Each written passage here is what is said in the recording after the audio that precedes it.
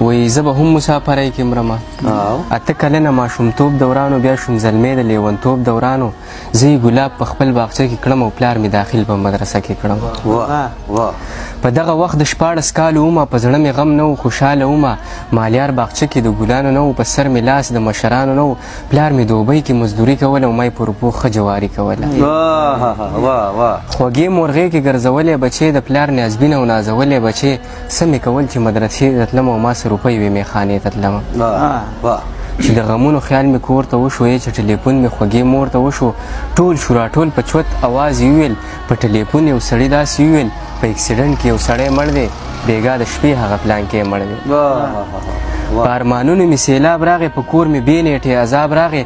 مور مې د خپل سر نه ویښته وباسي، د خوږ دادا مې جنازه وباسي. په دغه سوچ باندې سحر ماښام شو، د کور بوجونه ټول زما په سر شو. د مجبورۍ نه مزدورۍ له لاړم، زه د سعودي مسافرۍ له لاړم. په تنهایي کې ورځې شپې تېرېږي، سختې په ما او په هغې تېرېږي. وخت مې په څه ضایع کړو، اوس دغه سوچونه کوم، د تېرې شوې زمانې ډېر ارمانونه کوم. په ما تېر شوی ژوند که بیا چېرته په لاس راغی، د پلار د یوې روپۍ راته احساس راغی. یو ځل په میاشت کې به یارانو کور ته شپې له تللی، کاش چې د یانه زه سکول او مدرسې ته تللی.